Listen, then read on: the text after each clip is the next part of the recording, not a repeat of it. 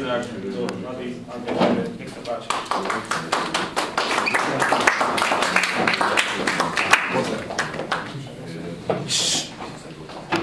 Len si vetri povievajte a po horách šepotajte. Tu, na týchto horách rodných, na výšinách, na slobodných, tam dole nad Dunajom čierne chmáry tiahnu krajom. Tam fujaky sa zháňajú a výkrice lietavajú. Len si vetri povievajte a horami šepotajte. Tam, na výšinách otvorených, zlatým slnkom ožiarených. Jak tu milo, jak tu voľno, jak tu dobre, jak pokojno. Píše sa 24. apríl 1836 a ja, Jozef Urban, s Benjamínom Červenákom a Ľudovítom Štúrom a malými skupinkami študentov ideme na hrad Devín.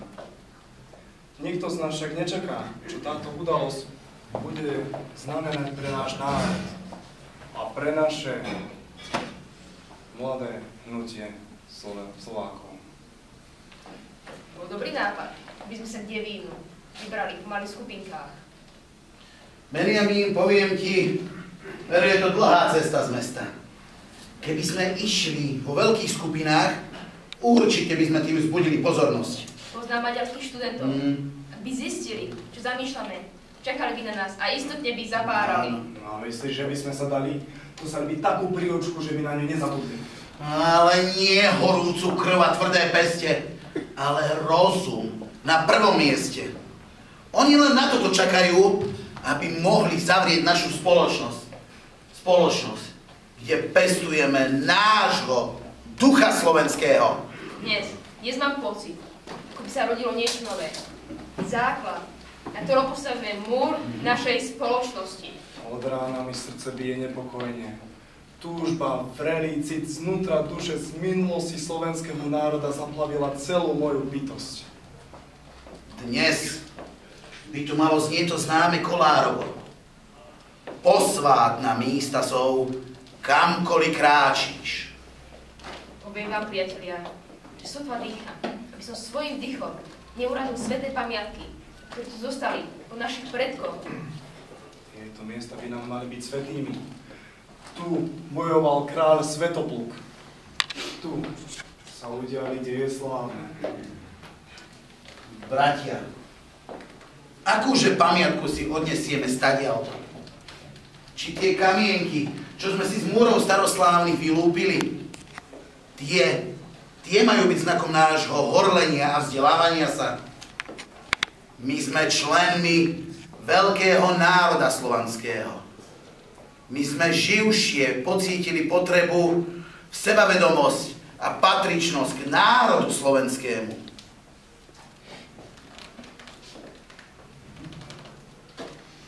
Navrhujem preto, aby sme si ku krstnému menu nášmu pripojili meno slovanské na pamiatku nášho slávneho výletu. Ja prijímam meno Velislav. K svojmu menu Benjamín si pripájam slovenské meno Pravoslav. Ja som sa rozhodol prijať heslo pravde a národu a slovanské meno Miloslav. Prekvapil si ma, brat Urban. Tvoje heslo pravde a národu je veľmi výstižné. Pravdu nám je treba. Klamstva, popieranie nášho národa slovenského, jeho reči treba vyvracať. Čaká nás ešte veľa práce na roli národa dedičnej. Mali by sme našu pravdu rozsievať všade, kam pôjdeme. Na každom poste, do každého kúta nášho národa. Náš národ pochopí, čo mu chceme povedať. Najprv musíme oslobodiť, zbaviť pút otrockých. Tak. Túto vec sme už možno dnes splnili. Bratia, slúbme si jednu vec. A to že tu tejto našej veci sa budeme zastávať. Že z našej cesty za touto vecou nezídeme. Že ju nezradíme. Tak prisaháme! Táto naša prísaha nás zaväzuje. Čaká nás ešte ťažká cesta. Čo vlastne chceme?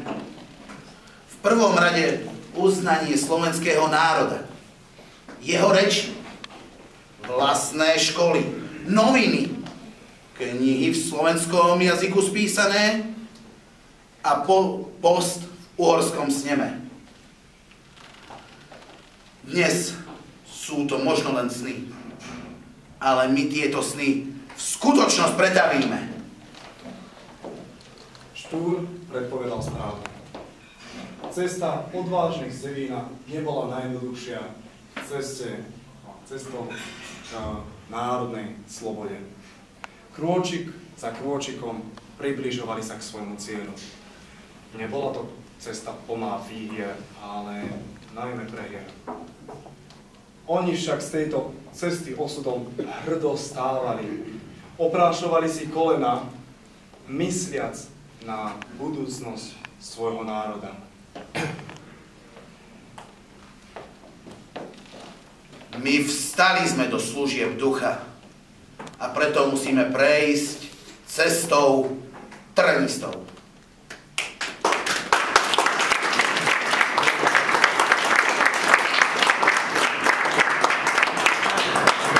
Ďakujem pekne, ešte raz teda predstavím našich hercov. Zľava Filip Bazala ako Jozef Miloslav Urban. Jozef Sálos, ktorý sa nám predstavil ako Ľudovít Štúr. Vpravo mladý Andrej Červeň ako Benjamín Červenák. Ďakujem páni. Bolo to naozaj skvelé.